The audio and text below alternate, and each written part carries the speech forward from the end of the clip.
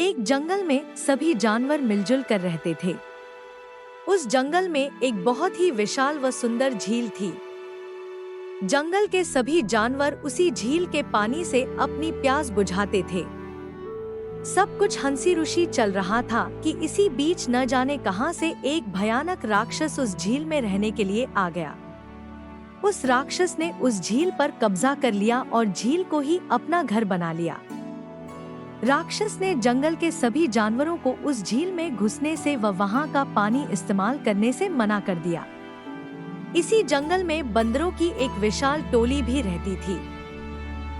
इस परेशानी से निपटने के लिए बंदरों ने सभा बुलाई। बंदरों के सरदार ने सभी बंदरों से कहा, साथियों, हमारी झील पर एक राक्षस ने कब्जा कर लिया और अगर हम में से कोई भी वहां गया तो वो हमें खा जाएगा।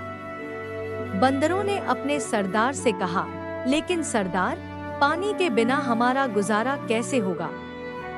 हम तो प्यासे ही मर जाएंगे। सरदार ने कहा, मुझे सब पता है, लेकिन अगर हमें सुख शांति से रहना है तो झील को छोड़ना ही होगा। बेहतर होगा कि हम सब नदी के पानी से ही गुजारा करें और झील के पानी का भूल ही जाएं। सभी बंदर मान गए। कई साल गुजर गए और इस बीच जंगल के किसी भी जानवर ने उस झील की ओर रुख तक नहीं किया। तभी बहुत बड़ा अकाल पड़ा। नदी सूख चुकी थी।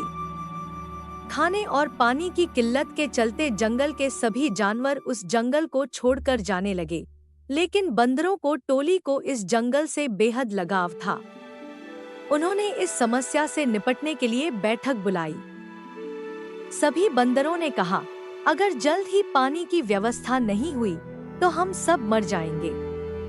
क्यों न हम झील का पानी इस्तेमाल करें? वहाँ का पानी कभी नहीं सूखता। लेकिन क्या वो राक्षस मानेगा? बंदरों के सरदार ने कहा, एक तरीका है। हम सबको उस राक्षस से विनती करनी चाहिए। शायद उसको हम पर तरस आ जाए और वो मान जाए।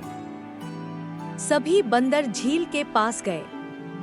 बंदरों के सरदार ने झील के राक्षस को आवाज दी, झील के मालिक, कृपया बाहर आकर हमारी विनती सुने। थोड़ी देर में ही झील में से राक्षस बाहर निकला। उसकी आंखें गुस्से से लाल थी। वो जोर से चिंघाड़ते हुए बोला, तुम लोग कौन हो और यहाँ क्यों आए हो? मैं आराम कर रहा था, मेरी नींद क्यों डराव की? राक्षस की बात सुनकर बंदरों का सरदार विनती करते हुए दयनीय आवाज में बोलता है, सरदार महाराज, आप शक्तिशाली और महान हैं। इस जंगल में बहुत बड़ा अकाल पड़ा है। भूख प्यास से सभी जानवर बेहाल है। अगर पानी नहीं मिला तो हम सब मर जाएंगे। हम आपसे इस झील का पानी पीने की इजाजत चाहते हैं। राक्षस और गुस्से में बोलता है, मैं तुम में से किसी को भी इस झील में घुसने नहीं दूंगा। अगर किसी ने हिम्मत की तो मैं उसे खा जाऊंगा। यह बोलकर राक्षस वापस झील में चला जाता है। सभी बंदर बेहद निराशाताश हो जाते हैं। लेकिन बंदरों का सरदार कुछ सोचता रहता है। उसे एक तरकीब सूझती है। वो सभी बंदरों को बोलता है, तुम में से कुछ बंदर झील के पास ही एक गहरा गड्ढा खोदो और बाकी के बंदर मेरे साथ बांस के खेत में चलो। बंदरों का सरदार बंदरों को लेकर बांस के खेत में चला गया। वहां जाकर उसने बंदरों को खेत के कुछ लंबे व मजबूत बांसों को काटने का आदेश दिया। बंदरों ने अपना काम कर दिया। वहीं दूसरी ओर झील के पास भी गड्ढा खोदा जा चुका था। बंदरों के सरदार ने बांस लिया और बांस का एक सिरा झील में डुबाया और दूसरा सिरे को गड्ढे की तरफ मोड़कर उसमें से जोर जोर से तब तक सांस खींचता रहा जब तक कि उसमें से पानी न आ गया हो। देखते ही देखते झील में से पानी उस गड्ढे में जमा होता गया। यह देखकर झील का राक्षस गुस्से में बाहर आया, लेकिन चूंकि सारे बंदर झील के बाहर थे तो वो उनका कुछ नहीं बिगाड़ सका। राक्षस गुस्से में ही वापस झील में चला गया।